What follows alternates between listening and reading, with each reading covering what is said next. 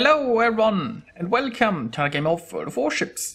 Today's replay is from World Own, and I'm hoping I'm not mispronouncing that. Now he's in Montana, in a tier 10 battle. It's on loop in a 3-point domination game. There is a carrier around, but the carrier is only tier 8, and the Montana has some decent anti-air for a battleship. Now, only one destroyer per team, set 52 on both sides. And we also have some radar going. So let's see. Now, in the beginning, our Montana here decided to support point C, but it wasn't necessary, right? Friendly team is capping C without a problem. There aren't many enemies contesting it, so he turned around, wisely enough. And he is now deciding to go towards the other side of the map and provide some support over there. Now with only one destroyer, this is going to be a little bit complicated. Now ideally you want the Z-52 to move on and take the next cap, but we see there is already a Cleveland here. And I'm assuming the Z-52 doesn't want to pass straight into B, fearing for radar or something. We'll see, I guess. Now ideally you want the friendly team to not abandon I completely, spread out a little bit here. Ideally you'd also want a radar ship like this Baltimore to just radar the center. Like the center is a point that's very easy to radar on this map. There is some okayish cover for radar ships with those islands. Now right now the enemy team is just taking A with a massive force. They're taking B probably for destroyer, and the friendly Z-52 decides to go on strike. I have no other explanation for what he's doing right now. Like, I mean, he started off strong, he took a cap. Might have not wanted to go B because of radar threat. And now he's just sailing into, I don't know where. I mean, what does he want to find over there? But anyway. Montana's still here around the A cap. The enemy has taken that point. There were just too many ships to do anything about it. Friendlies are still pushing strong inside B.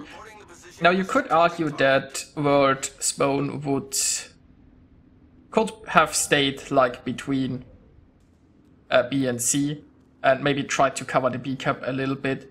But you need something that stops the A push. If the enemy team can just sail straight through here, then the friendly team will be in a lot of trouble. And he's now creating a crossfire with the guys inside B, although I'm not having high hopes for that Lion over there. Probably getting focused pretty hard. Now also, World Spawn was showing quite a bit of broadside while he was traversing here, but as soon as they actually started to interest in him, he started to angle. That's why he's pointing towards the zone wall right now. He is in a... I mean, he isn't really angled against the cruiser, but he's angled against all of those battleships, and that's the important part. Now also keep in mind that there is a Cyclone incoming, and in 1 minute a Cyclone will start, so you might wanna plan ahead what is it that you want to do in a Cyclone. A Cyclone offers a lot of chance to get close and personal with the enemy, and it gives you a possibility to take caps without getting shot from very far away. So, we'll see. Now there are still a lot of enemy ships at the A cap, so he probably can't push in there unless this changes. The friendlies have 2 cap zones, so right now they are in a pretty decent position. All they wanna do is defend. But again, during a Cyclone you have to keep in mind that you can only see 8 kilometers. So you have to be in a position where you aren't completely useless.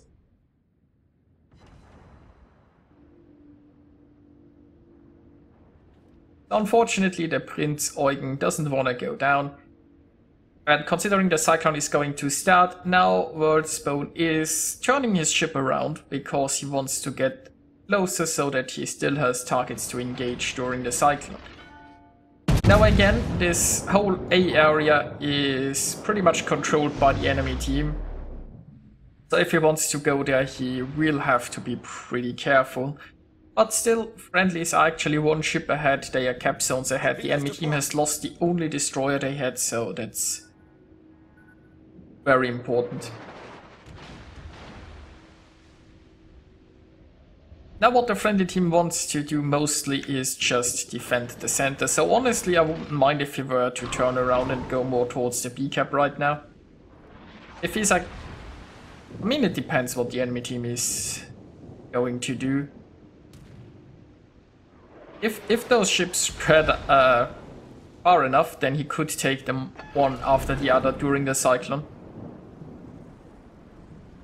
Spotter airborne. I mean, if there wasn't a Cyclone, then being here and harassing those enemies and stopping them from turning and pushing towards B is a very good thing in general. Like, I mean, if those ships just go straight towards B, they have to show him broadside. Also, right now he is, I think, relying on this island to protect his own broadsides. They managed to get some shells at him. He's currently not detected, though. So the island didn't... I guess the island benefits came in a little bit too late, but he's still... So, no harm done here. Now that Kurfürst is sailing around that corner, so he is angling again.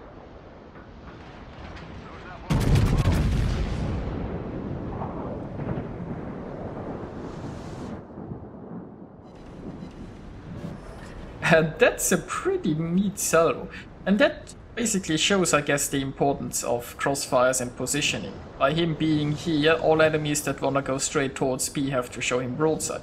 Of course, the Cyclone is interrupting this whole plan. So he is getting closer. Now the only thing that remains to be seen is how far does he want to push it. Like, if all of those enemies go away, he could try to take A, but that seems rather unlikely.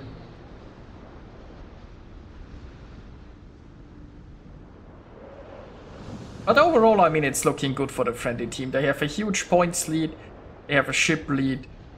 So far, nothing to worry about. Enemy Sao is trying to take the B cap. Unfortunately, because there is a Cyclone, there might not be many ships who can do something about that. Like this Baltimore.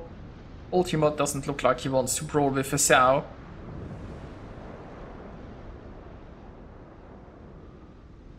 And the Baltimore goes down. Now friendly Stalingrad is going in here. I'm assuming the Stalingrad will try to interrupt that Sao. There is some possibility from the Z-52 getting a few torpedo hits, I guess. Mogami... Not sure how helpful the Mogami will be. If he isn't careful, he gets caught out by Massachusetts. The two battleships here are lagging a bit behind, which in a Cyclone can be problematic.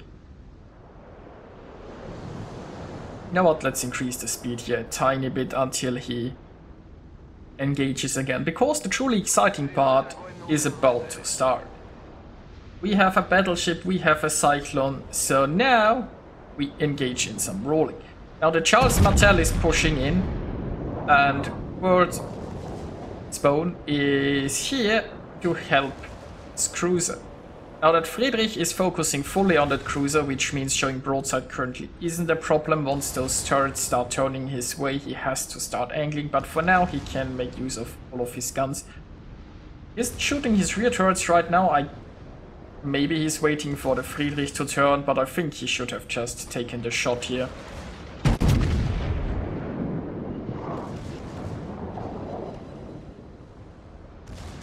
Not too much damage, unfortunately, because this Friedrich is angled quite nicely. The Charles is going in hard. Probably was going for a torpedo run. Didn't work out so well, though. And now once the Charles is dealt with, this means the Friedrich will now focus on our Montana here. So, if he can't sink him with the next salvo, this problem would be solved, though. Looking good, and the problem solved.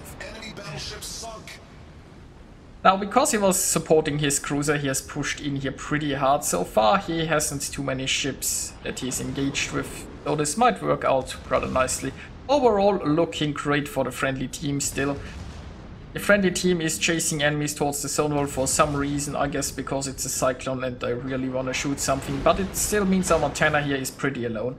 Now, the Prince Eugen is probably going to try to launch torpedoes, so he wants to turn away, and there is a Kurfürst now in front of him.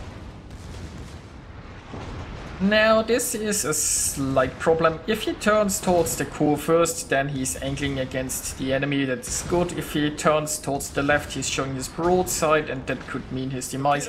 But if he goes in here, it might put him closer to the Prince Eugen. I'd assume the Prince Eugen is coming around this corner, so he doesn't want to sail into those torpedoes, so he takes the risk by turning this way. Would have been safe against the Kurfürst to just turn towards him. Also, of course, if he turns towards the Kurfürst, there is the potential of the enemy going for a ram. And by sailing away, that is not the case. Now, he's overall doing pretty well against this Kurfürst. And it looks like the Prince Eugen actually came around the other side of the island. I expected him to be on the Kurfürst side here. Interesting. Now, as long as he keeps sailing away from the Prince Eugen, he is doing fine here. And the enemy Kurfürst has lost interest in him. It looks like the guns are turning away, so he is happily showing broadside, I guess. Torpedoes coming his way, but yeah. Hoping from torpedoing someone who is running away is never easy. As the Prince Eugen just found out, his torpedoes just didn't have the reach. Now one turret is looking this way. And the Montana is immediately going to angle away again. And looks like he angled sufficiently in time, so... Next issue, of course, is the Musashi. Now, angling against the Musashi and the Kurfürst at the same time might prove troublesome. There is still the Eugen chasing him, but so far the Eugen isn't doing an awful lot, thankfully. And honestly, ship-wise, it's suddenly not looking so good. Somehow, the friendly team lost a lot of their ships. And enemy SAO is on the way to Cap C. Well, that's one enemy gone, so it's 4 against 4 now. But yeah. The enemy team has 2 caps, they are on the way to take the 3rd.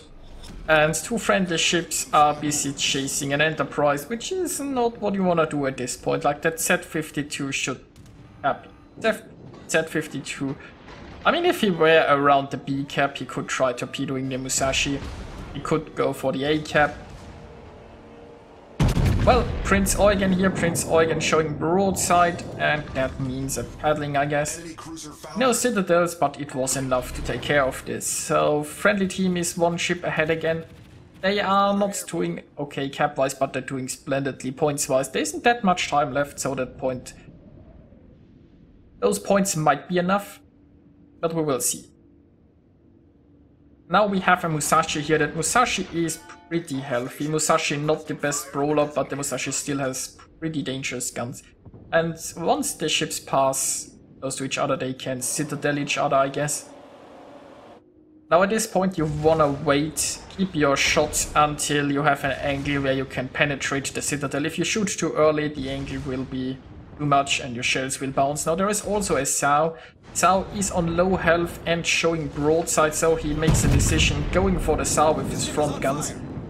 Took a large hit from the Musashi, but revenge is coming. Now there is a bit of a weak spot for the Musashi and Yamato there, and he gets 5 citadels in.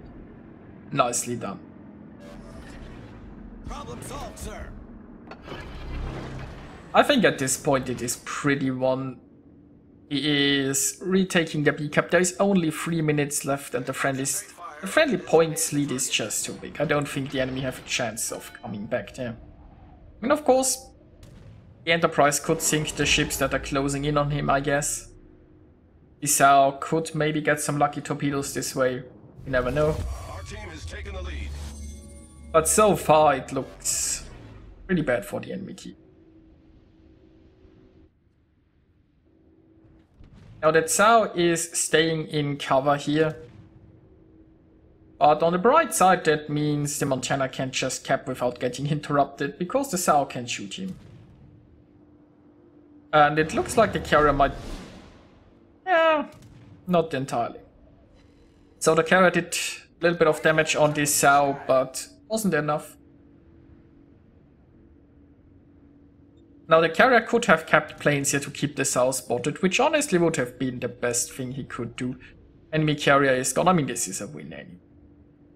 But keeping that south spotted would have allowed our Montana here to know exactly where the enemy is, to be prepared, be aimed, not get surprised, but you know. I mean, the Sao is the last ship remaining, and even if you launch torpedoes, those torpedoes will never reach him.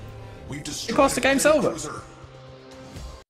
Here we are with the results. World's Bone managed to get 2,887 base experience. Nicely done. Earned himself the devastating strike at Dreadnought the Kraken and a high caliber, scoring 283,000 points of damage. And well, he showed how much fun brawling in a Cyclone can be, I suppose. So I hope you enjoyed watching that. And I'll see you guys next time.